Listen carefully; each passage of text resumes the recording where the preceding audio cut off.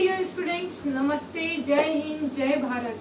हम यहाँ पर आज एक टॉपिक पढ़ेंगे जो हमारा मेंस पेपर थर्ड मेंस विज्ञान और प्रौद्योगिकी साइंस एंड टेक्नोलॉजी का टॉपिक है।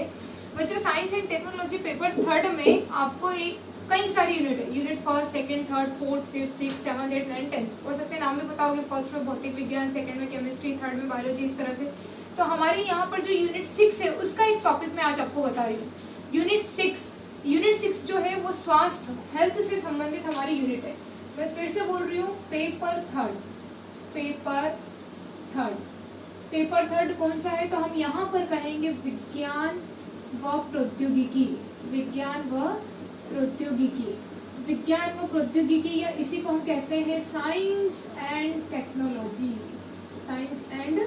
टेक्नोलॉजी। और ये जो विज्ञान और प्रौद्योगिकी है, इसकी बच्चों यूनिट 6 आज हम यूनिट 6 का एक टॉपिक क्या करेंगे, डिस्कस करेंगे। जब हम यूनिट 6 की बात करते हैं तो यूनिट 6 का पहला ही टॉपिक दिया है संक्रामक रोग व उनकी रोकथाम। संक्रामक रोग तथा उनकी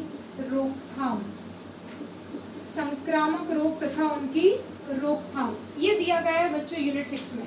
यूनिट 6 में पहली लाइन दी गई है संक्रामक रोग तथा उनकी रोकथाम।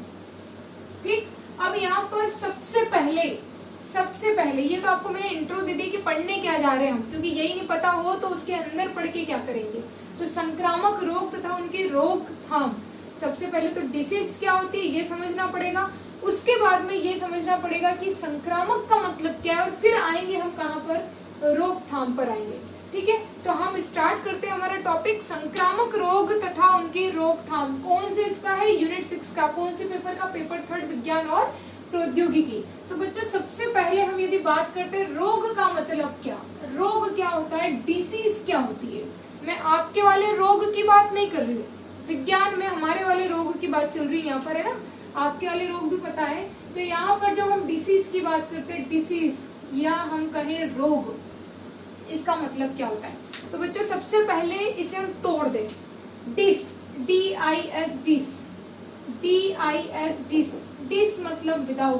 डिस मतलब विदाउट यानी कि के बिना या विहीन, के बिना या क्या कह सकते हैं हम, विहीन। और ईस मतलब कंफर्ट, ईस मतलब क्या हो जाएगा, कंफर्ट। तो यहाँ पर ईस का मतलब हो गया बच्चों कंफर्ट। ठीक है, तो क्या कहा, विदाउट कंफर्ट। डिसीज मतलब क्या होता है, विदाउट कंफर्ट। जब हमारा शरीर, हमारी बॉडी अनकंफर्टेबल हो, यानी कि हमारा शरीर आराम विहीन हो, या फिर हम कहें हमारे शरीर में कहीं न कहीं कुछ न कुछ समस्याएं हो जिससे हम अपने आप को कंफर्टेबल महसूस ना करें, तो वो क्या कहलाता है, वो कहलाता है डिसीज। तो डिसीज यानी विदाउट कंफर्ट, उसे हम कहते हैं डिसीज। ठीक है, हम हमारी विज्ञान की भाषा थोड़ी सी उपयोग करें। जब हम विज्ञान की भाषा उपयोग करते हैं तो विज्ञान की भाषा के अनुसार डिसीज क्या होता है। तो यहाँ पर हम कह सकते हैं कि शरीर में कोई सी भी, शरीर में उत्पन्न उपापचय गड़बड़ी, शरीर में उत्पन्न उपापचय गड़बड़ी। उपापचय यानी कि मेटाबॉलिक, जैसे खाना खाते हैं वो पचता है, वो पचने के बाद एनर्जी में कन्वर्ट होता है जिससे हम वर्क करते हैं। तो हमारी ये जो डाइजेशन प्रोसेस है ये एक मेटाबॉलिक प्रोसेस है, ये एक उपापचय क्रिया है। सेम ऐसे रेस्पिरेशन प्रोसेस, श्वसन की क्रिया जो होती है वो एक उपापचय क्रिया होगी। तो उपापचय गड़बड़ी के कारण कोई भी शरीर में समस्या हो तो वो क्या कहलाएगा, डिसीज कहलाएगा। या फिर हम कह दें कि किसी भी पोषक तत्व की कमी से उत्पन्न होने वाली समस्या, किसकी कमी से, पोषक तत्व की कमी, डेफिशिएंसी बोलते हैं ना, deficiency of any nutritional element. तो किसी भी पोषक तत्व की कमी, चाहे वो विटामिन हो, चाहे वो मिनरल हो, खनिज हो, विटामिन हो, कार्बोहाइड्रेट हो, प्रोटीन हो, किसी की भी कमी से होने वाली समस्या, उत्पन्न होने वाली समस्या, या फिर किसी पैथोजन, या फिर हम कहें पैथोजन का मतलब यहाँ पर होते हैं कि जो बीमारियों को फैलाते हैं, या जिन माइक्रो ऑर्गेनिज्म, सूक्ष्म जीवों के द्वारा बीमारियां होती है, या सूक्ष्म जीव,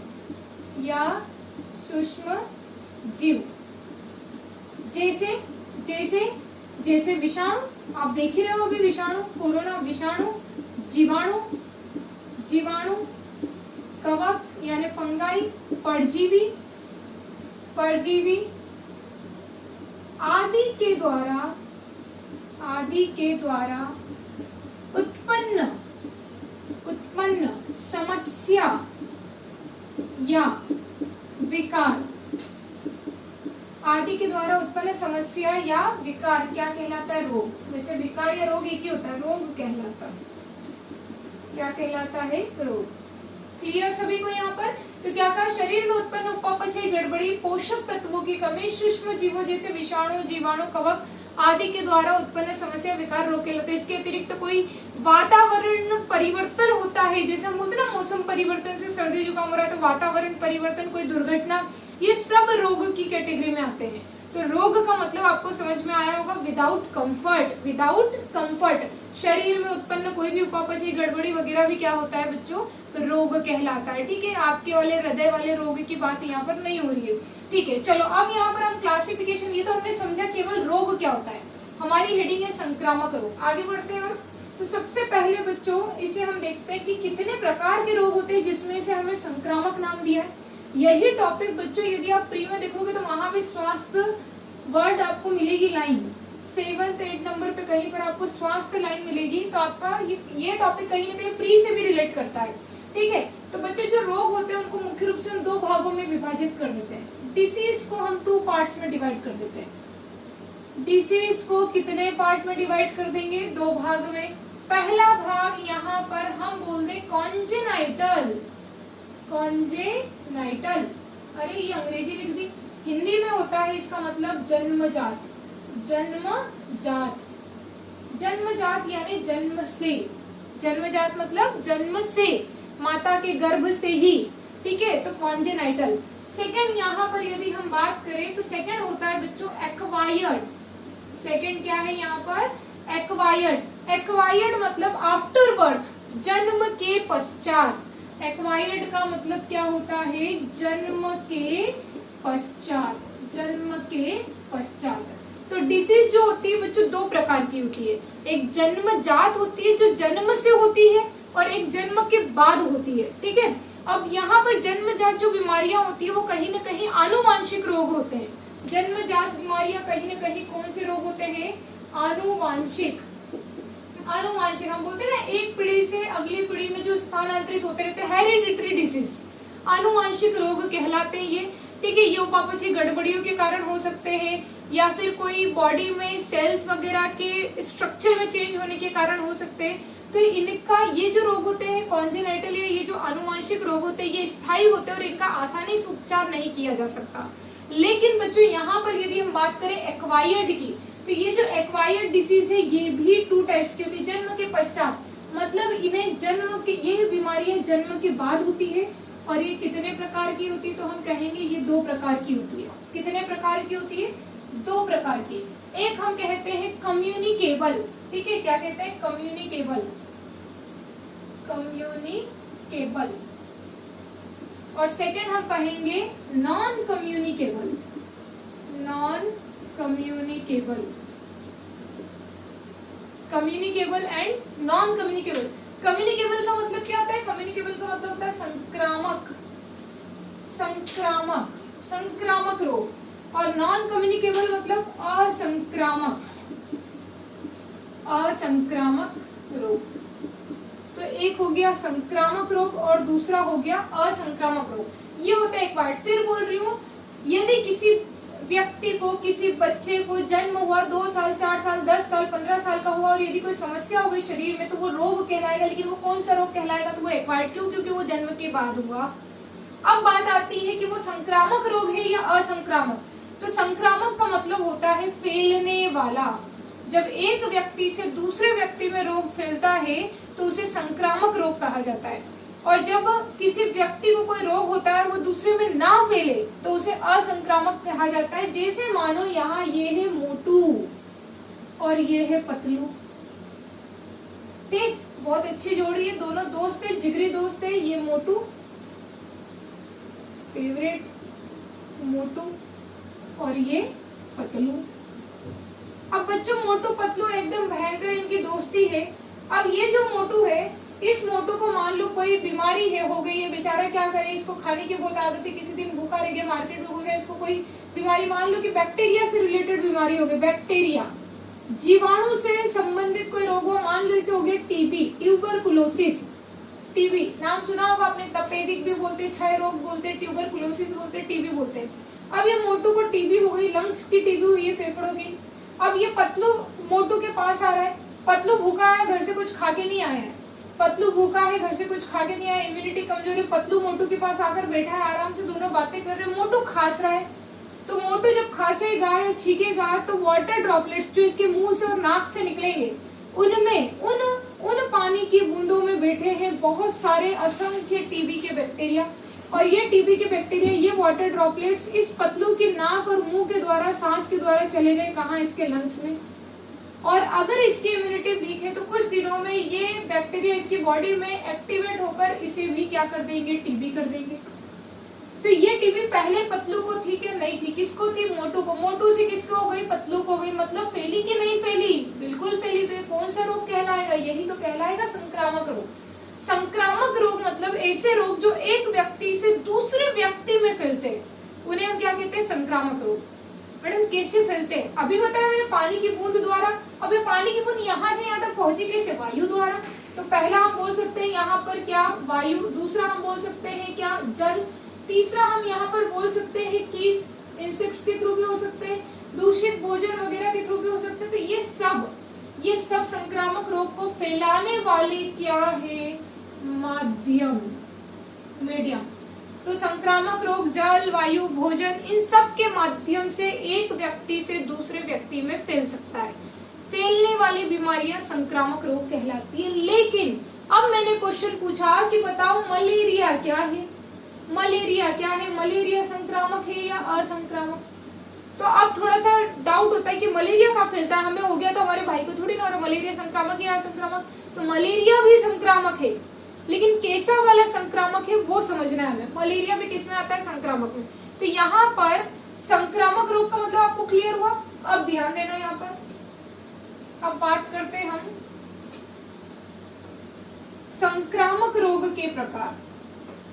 किसकी बात करेंगे, संक्रामक रोग के प्रकार। तो संक्रामक मतलब जो एक व्यक्ति से दूसरे व्यक्ति में फैले, वह रोग जो एक व्यक्ति से दूसरे व्यक्ति में फैलते हैं।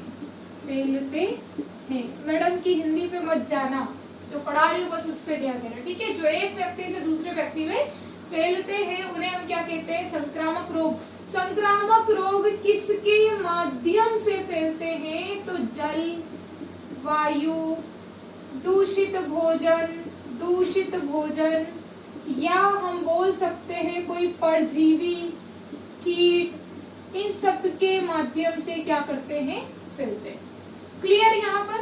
तो यहाँ पर हम परजीवी की वजह कीट लिख दे ज्यादा बेटर है, कीट जैसे मच्छर हो गया, ठीक। तो इन सबके माध्यम से क्या करते हैं, संक्रामक रोग फैलते हैं। लेकिन बात यह आती है कि संक्रामक रोग कितने प्रकार के होते हैं, संक्रामक रोग कितने प्रकार के होते हैं। तो मैं यहाँ कह दूं संक्रामक रोग 2 प्रकार के होते हैं। संक्रामक रोग कितने प्रकार के होते हैं, 2 प्रकार के। यहाँ पर हम बोल सकते हैं कॉन्टेजियस, और सेकेंड हम बोल सकते हैं नॉन कंटेजियस। अब ये क्या है, तो हम यहाँ पर बोल सकते हैं कॉन्टेजियस, या फिर हम बोलते डायरेक्ट और इनडायरेक्ट। ये क्या कहलाएगा, इनडायरेक्ट, यानी कि ये सीधे फैलने वाले हैं और ये सीधे नहीं फैलते, डायरेक्ट। अब डायरेक्ट का मतलब क्या है, जैसे मोटू से पतलू में गया। तो टीबी क्या है, टीबी एक ऐसा संक्रामक रोग है जो एक व्यक्ति से दूसरे व्यक्ति को डायरेक्ट जा रहा है। डायरेक्ट मतलब सीधे एक से दूसरे में, खांसने छिकने के दौरान। ये जैसे कोविड-19 बोल सकते हैं हम, बिल्कुल कोविड-19 विषाणु जनित रोग जिसे हम कोरोना बोलते हैं। तो ये कोविड-19 में कौन सा रोग है, डायरेक्ट यानी कि सीधे एक व्यक्ति से दूसरे व्यक्ति में फैलने वाला। ट्यूबरकुलोसिस डायरेक्ट, तो ये डायरेक्ट कम्युनिकेबल एक्वायर्ड डिसीज कहलाएगी, डायरेक्ट कम्युनिकेबल एक्वायर्ड डिसीज। लेकिन यहाँ पर हम बात करें, ठीक है, ये होगा डायरेक्ट वाले, तो एक एग्जांपल हो गया टीबी, दूसरा हो गया कोविड-19, ठीक है। नॉन कंटेजियस की बात करें तो नॉन कंटेजियस में आता है मलेरिया, या फिर हम कहें इनडायरेक्ट। आपको ये वर्ड नॉन कंटेजियस याद नहीं रहा तो आप तो इनडायरेक्ट याद रखो। इनडायरेक्ट कम्युनिकेबल डिसीज में आता है क्या, मलेरिया। मलेरिया क्या होता है, तो ये जो मलेरिया है, मलेरिया आप सभी को पता है कि मलेरिया कहीं न कहीं परजीवी से होने वाला रोग है। किससे होने वाला, परजीवी। मलेरिया किससे होने वाला रोग है, परजीवी से होने वाला रोग है। मलेरिया परजीवी पैरासाइट से होता है, परजीवी का नाम है प्लाज्मोडियम। क्या नाम है, प्लाज्मोडियम। मैडम हमने तो सुना है कि मलेरिया मच्छर से होता है, बिल्कुल नहीं, मलेरिया परजीवी प्लाज्मोडियम से होता है। फिर मोटू लाते हैं, ये मोटू और ये पतलू। मोटू टीबी से ठीक हो गया है, मोटू अपने घर में सोया, बहुत ही गहरी नींद में सोया है, पतलू भी सोया है, दोनों मजे से सोए हैं, दोनों एक कमरे में सोए। अब ये मोटू को मादा एनाफिलिस मच्छर काटती है, या मोटू को मान लो है मलेरिया, मोटू को क्या है, मलेरिया। मलेरिया मतलब मोटू के ब्लड में क्या है, प्लाज्मोडियम परजीवी, प्लाज्मोडियम परजीवी, ये मोटू के ब्लड में है। अब इसे मच्छर ने काटा, कौन से मच्छर ने काटा, तो बोले मादा एनाफिलिस मच्छर ने काटा। और ये मादा एनाफिलिस मच्छर जब इसको काटता है तो इस मच्छर में चले जाता है क्या, प्लाज्मोडियम। अब ये मच्छर भिनभिना रहा है, पूरे कमरे में उड़ रहा है, भिनभिनाते गलती से ये सोचता है कि अरे क्यों ना इसके दोस्त को भी काटा जाए। तो इसका जो दोस्त है, इसके दोस्त को जब ये मादा एनाफिलिस मच्छर काटेगा तो इसके अंदर जो प्लाज्मोडियम परजीवी गया वो इसके ब्लड में क्या कर जाएगा, एंटर। डायरेक्ट मोटू से गया या पहले मोटू से मच्छर में गया, फिर मच्छर से पतलू में गया, इसे कहा इनडायरेक्ट। किसे कहा इनडायरेक्ट, कि पहले मोटू को है, मोटू से पहले गया मच्छर में, फिर मच्छर से गया किसमें, पतलू में, तो ये हुआ इनडायरेक्ट। और मोटू से सीधे पतलू में जाए तो ये होता है direct. Direct and indirect communicable disease, प्रत्यक्ष और अप्रत्यक्ष संक्रामक रोग। तो कोविड-19, ट्यूबरकुलोसिस ये प्रत्यक्ष संक्रामक रोग है, लेकिन मलेरिया जो है ये अप्रत्यक्ष लेकिन संक्रामक रोग है। क्लियर। तो यहाँ पर हमारी जो टॉपिक है वो टॉपिक क्या है, संक्रामक रोग और उनकी रोकथाम। तो यहाँ पर संक्रामक रोग कितने प्रकार के हो गए, 2 प्रकार के, प्रत्यक्ष और अप्रत्यक्ष। अब बात आती है असंक्रामक की, टॉपिक में दिया नहीं लेकिन समझना तो पड़ेगा। तो असंक्रामक क्या होता है, असंक्रामक मतलब जो कहीं ना कहीं किसी डेफिशिएंसी से हो जाए। मान लो विटामिन ए की कमी से रतुंधी रोग हो गया, तो वो कहीं ऐसा थोड़ी ना है कि किसी एक व्यक्ति को हुआ तो दूसरे को भी हो, जिसने विटामिन ए नहीं खाया उसी को होगा। तो असंक्रामक या फिर हम कहें नॉन कम्युनिकेबल, यानी कि जो किसी डेफिशिएंसी से हो, किसी पोषक तत्व की कमी से हो, शरीर में किसी उपापचयी क्रिया की गड़बड़ी से हो, या फिर कोशिकाओं के अनियंत्रित विभाजन से, जैसे कैंसर रोग होता है। तो कैंसर फैलने वाला रोग नहीं है, वो किसमें आता है, असंक्रामक रोग में। किसमें आता है, असंक्रामक। तो यहाँ पर हम यदि असंक्रामक रोग की बात करें तो असंक्रामक रोग हम